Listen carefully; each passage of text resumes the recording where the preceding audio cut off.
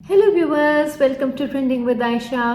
आज का हमारा टॉपिक जो है वो है एंटी एजिंग सीरम्स के ऊपर। वो कौन से ट्रीटमेंट्स ऐसे हैं जिनको हम यूज़ करके एक सर्टेन एज के बाद अपनी एजिंग प्रोसेस को डिले कर सकते हैं, और हमारी स्किन को किन चीज़ों की ज़रूरत है जिसको यूज़ करने से उसकी ग्लो, उसकी हाइड्रेशन और उसकी ओवरऑल जो अपीयरेंस है वो यंग लुकिंग रहे। तो stay with me, I tell you कि वो सीरम्स कौन से हैं।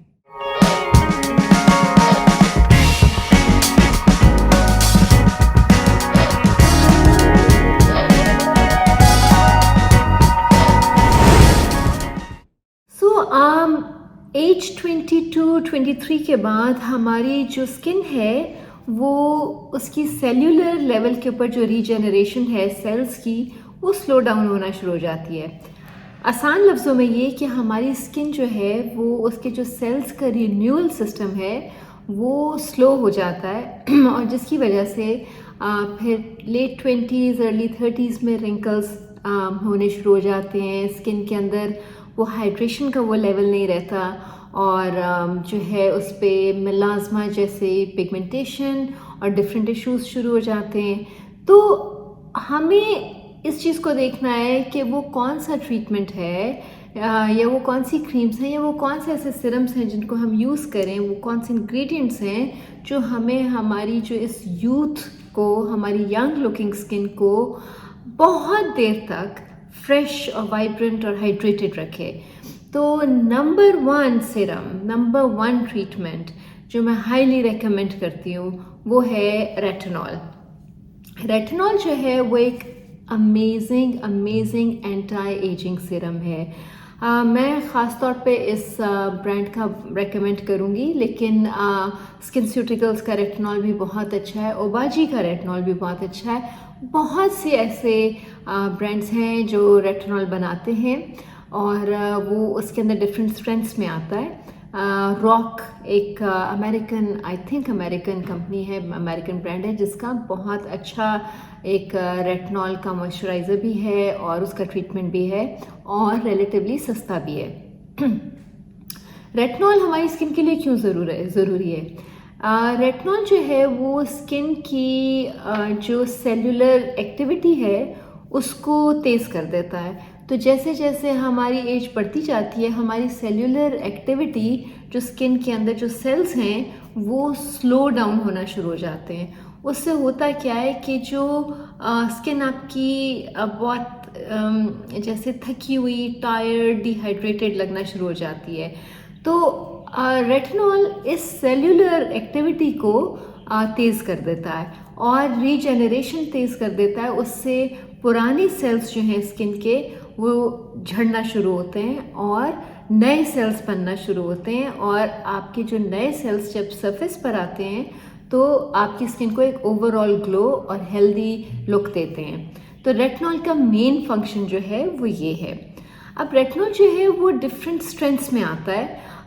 अगर आपने कभी पहले रेटिनॉल यूज़ नहीं किया और फर्स्ट टाइम है तो आपको अपनी स्किन को इसकी आदत डालने की ज़रूरत है, क्योंकि रेटिनॉल बहुत ज़्यादा पोटेंट, मतलब ये कि बहुत स्ट्रॉन्ग एक जो है इंग्रेडिएंट होता है किसी भी क्रीम के अंदर।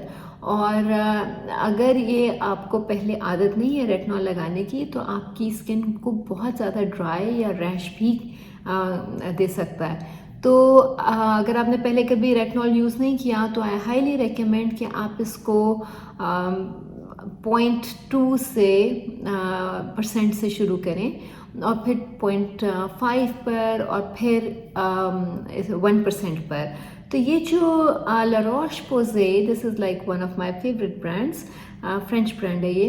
इसका रेटिनॉल जो है जो मैं यूज़ करती हूँ ये 1% है, क्योंकि मैं काफ़ी अरसे से अब रेटिनॉल को यूज़ कर रही हूँ। तो रेटिनॉल यूज़ करने का बेस्ट तरीका ये है कि आप अपनी रात को स्किन को अच्छी तरह क्लेंस करने के बाद उसको टोनर लगाएं। और टोनर बेसिकली आपकी स्किन को प्रेप करता है किसी भी सीरम या मॉइस्चराइज़र के लिए। आपकी स्किन का पीएच बैलेंस जो है उसको न्यूट्रल करता है और रेडी करता है। जब जो भी सीरम या मॉइस्चराइज़र आप लगाएंगे उसकी एफिकेसी, जो उसकी स्ट्रेंथ है, उसको वो ज़्यादा करता है, उसकी एब्जॉर्प्शन बेहतर हो जाती है उस प्रोडक्ट की। तो रेटिनॉल जो है आपने रात को स्किन को धोने के बाद उसको टोनर लगाने के बाद आपने ट्रीटमेंट लगाना है। और शुरू में जैसे अगर आप पहली दफ़ा यूज़ कर रहे हैं तो आई रिकमेंड कि आप इसको हफ्ते में 2 दफ़ा लगाएं और हमेशा रात के वक्त लगाएं, क्योंकि ये बहुत ज़्यादा स्ट्रॉन्ग है। दिन के वक्त आपकी स्किन को थोड़ा ये फ़ोटो सेंसिटिव कर सकता है, जिसकी वजह से कई दफ़ा पिगमेंटेशन भी हो सकती है। तो इसको बिल्कुल आपने दिन के वक्त यूज़ नहीं करना, रात को हफ्ते में 2 बार सोने से पहले आपने इसको मॉइस्चराइज़र से पहले आपने रेटिनॉल को लगाना है और उसके बाद आप अपना फेवरेट मॉइस्चराइज़र लगा लें। दिन को अगर आप जो है विटामिन सी सीरम लगाएं, सुबह स्किन को अगेन धोने के बाद उसमें अगर आप विटामिन सी सीरम लगाएंगे तो वो रेटिनॉल के इफ़ेक्ट को अगेन जो है वो बढ़ाता है। विटामिन सी सीरम जो मैं यूज़ करती हूँ ये भी ला रोश पोज़े का ही है। इसकी सबसे अच्छी चीज़ ये है कि ये बहुत स्टेबल विटामिन सी, आप इसका कलर देखें, इट्स वेरी येलो ऑरेंजिश। ये थोड़ा सा पुराना हो गया है क्योंकि बॉटल ऑलमोस्ट ख़त्म हो गई है मेरी, लेकिन जब मैंने इसको शुरू में लिया था कोई महीना पहले तो ये बिल्कुल लाइट येलो था। विटामिन सी ऑक्सीडाइज जल्दी करता है तो इस वजह से इसका कलर चेंज हो जाता है, जो अब थोड़ा सा डार्क हो गया है। लेकिन बॉटल क्योंकि ऑलमोस्ट ख़त्म होने वाली है तो थोड़ी सी oxidation is okay, time to buy a new one. लेकिन सुबह के वक्त vitamin C serum is something that I highly recommend. Retinol को आपने कम से कम 6 महीने पहले सबसे मिनिमम स्ट्रेंथ के ऊपर यूज़ करना है, और जब आपकी स्किन को इसकी आदत हो जाएगी तो फिर आप इसकी स्ट्रेंथ को बढ़ा सकते हैं। अगेन हफ्ते में 2 बार यूज़ करने के बजाय जब आप उसकी स्ट्रेंथ को बढ़ाएंगे आप इसको हफ्ते में 3 दफ़ा भी यूज़ कर सकते हैं। रेटिनॉल एक्नी के साथ भी बहुत हेल्प करता है, और क्योंकि एक्नी जो है वो स्किन के अंदर दाने होते हैं, दाग होते हैं, तो जब स्किन की रीजेनरेशन होती है सेल्स की तो पुराने सेल्स जो हैं, जो डैमेज सेल्स हैं एक्नी की वजह से, वो ऊपर को आते हैं, वो झड़ना शुरू होते हैं और अंदर से नए सेल्स निकलते हैं। तो रेटिनॉल की जो रीजेनरेशन की एबिलिटी है वो स्किन को एक्नी से भी क्लियर करती है।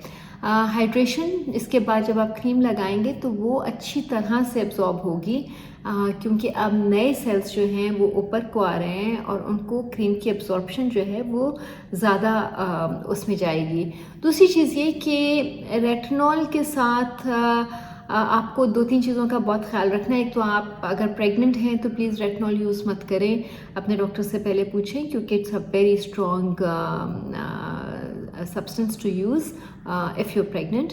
और दूसरी चीज़ ये कि आप रेटिनॉल को जो है वो हमेशा रात के वक्त यूज़ करें, इसका बहुत ख्याल रखें। कभी अगर गलती से किसी ऐसी क्रीम में अगर रेटिनॉल है जिसको आपने दिन के वक्त यूज़ किया है, वैसे तो मैं वैसे ही रेकमेंड करूँगी कि आप SPF सनस्क्रीन जो है वो 50+ यूज़ करें। लेकिन अगर आपने रेटिनॉल वाली कोई चीज़ ऐसी यूज़ कर ली है तो उसके साथ तो बहुत ज़रूरी है कि आपका SPF 30 या 30 से ज़्यादा स्ट्रॉन्ग हो SPF, और वो आप उसको जो है इसके ऊपर पूरी एक लेयर लगाएं। दूसरी चीज़ ये कि आपको इस चीज़ का बहुत ख्याल रखना है कि आप इसकी मैक्सिमम स्ट्रेंथ को पहले यूज़ ना करें, वरना आपकी स्किन को जो है ड्राइनेस और रैश का ख़तरा है। रेटिनॉल को यूज़ करें और मुझे बताएं अपने कमेंट्स में, अपने ओपिनियंस में कि आपको कैसा लगा, ये कैसा एक्सपीरियंस रहा। अपने लोकल मार्केट में आप जहाँ पर भी हैं रेटिनॉल आपको डिफरेंट क्रीम्स में भी अवेलेबल है, और आई हाईली रिकमेंड ये। अगर आप और कुछ भी नहीं करना चाहते, अगर आप बहुत इस चीज़ में अपना आपको कहते हैं कि मैं बहुत लेज़ी हूँ और मैं बहुत ज़्यादा अपनी स्किन का ख्याल नहीं रख सकती और मैं लेयर आफ्टर लेयर जो है प्रोडक्ट्स यूज़ नहीं कर सकती, मेरे पास टाइम नहीं है या बजट कम है जिसमें 1 या 2 चीज़ें ही आ सकती हैं, तो बाकी सब छोड़ दें। रेटिनॉल को ज़रूर यूज़ करना शुरू करें। आपकी स्किन को एक ड्रामेटिक चेंज जो है वो मिलेगा और ये एक इम्पॉर्टेंट हाईली कॉन्सेंट्रेटेड सीरम है जो आपकी स्किन को विजिबल डिफरेंस और विजिबल रिजल्ट्स जो है वो आपको नज़र आएंगे।